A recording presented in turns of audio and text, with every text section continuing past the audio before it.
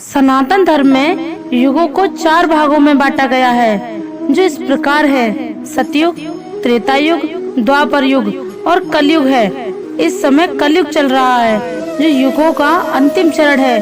कलयुग से पहले 3 युग बीत चुके हैं, जिसमें पहला युग सतयुग था। इस युग में भगवान विष्णु ने मत्स्य और नरसिंह के रूप में अवतार लिया। इसके बाद त्रेता युग प्रारंभ हुआ, जिसमें भगवान विष्णु ने श्री राम के रूप में अवतार लिया। और तीसरा युग द्वापर युग, जिसमें भगवान विष्णु ने श्री कृष्ण के रूप में जन्म लिया। और चौथे युग कलयुग में भगवान विष्णु कल्कि के रूप में जन्म लेंगे। हिंदू धर्म, ज्योतिष और पौराणिकताओं के अनुसार कलयुग के बारे में कई बातें लिखी गई हैं, जिसमें से आज हम आपको बताएंगे कि कलयुग की 10 बातें कौन सी हैं, जो आइए जानते हैं।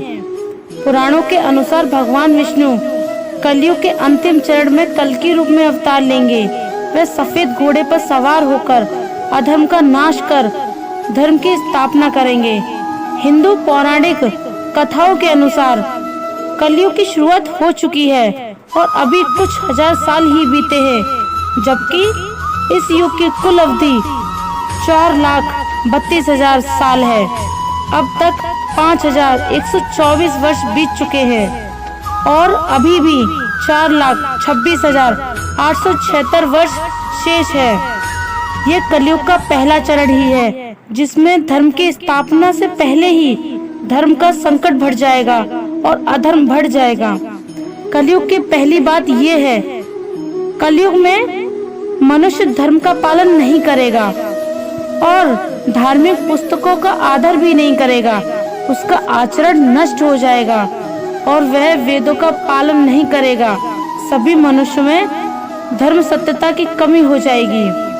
दूसरी बात यह है, कलयुग में केवल अमीर व्यक्ति को ही सम्मान मिलेगा और वह दुनिया में सर्वश्रेष्ठ व्यक्ति माना जाएगा।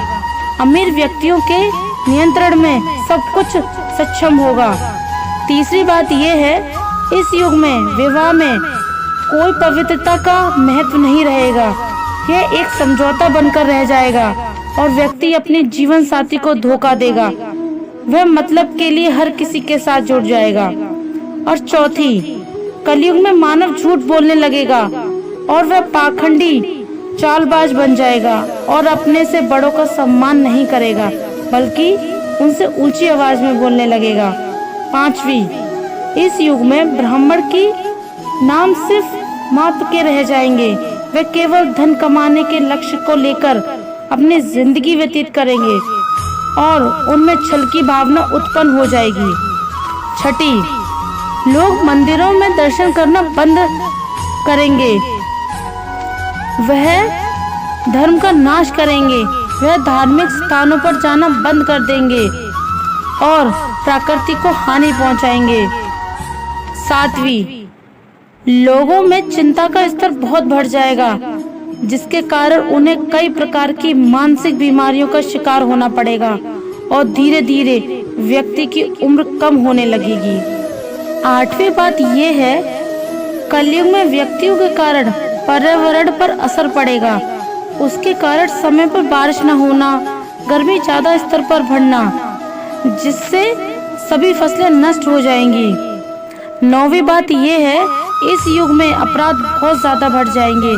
लोग सत्ता पाने के लिए एक दूसरे को नष्ट करने लगेंगे और वह असत्य के सहारे सब पर विजय प्राप्त करेंगे और संपत्ति के बंटवारे के लिए लड़ाई झगड़ा करेंगे।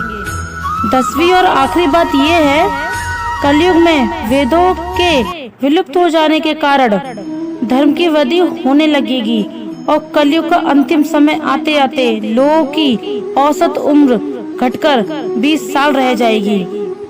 रावण द्वारा बताई गई 3 कलयुग की बातें। रावण दुनिया का सबसे अहंकारी राक्षस था, परंतु हिंदू ग्रंथों में रावण को दुनिया का सबसे बड़ा ज्ञानी पंडित बताया गया है। इसका अनुमान इस बात से लगाया जा सकता है कि रावण ने मरने के कुछ क्षण पहले कलयुग से जुड़ी 3 बातों के बारे में बताया था।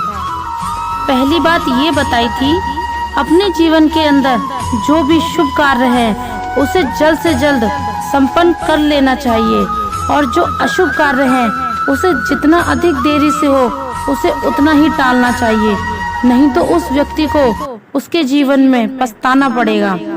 दूसरी, कलयुग में कभी भी शत्रु को खुद से छोटा नहीं समझना चाहिए, यह अहंकार की निशानी बताई गई है। रावण ने इस उदाहरण के द्वारा खुद को बताया है कि मैंने वानर सेना को छोटा समझा और ये मेरे जीवन की सबसे बड़ी गलती थी। तीसरी बात यह बताई थी, जिंदगी में कभी गुप्त बातें किसी को नहीं बतानी चाहिए, वह आपके लिए कितना भी प्रिय क्यों ना हो। रावण ने इस बात का उदाहरण देते हुए कहा था कि मैंने अपने राज विभीषण को बताता था, लेकिन आज मैं विनाश के मुख पर खड़ा हूँ। प्रिय दोस्तों, उम्मीद करती हूँ आपको ये वीडियो पसंद आई होगी और आप मेरे चैनल पर नए हैं तो मेरे चैनल को सब्सक्राइब जरूर करें और कमेंट में जय श्री कृष्ण लिखना ना भूलें। धन्यवाद।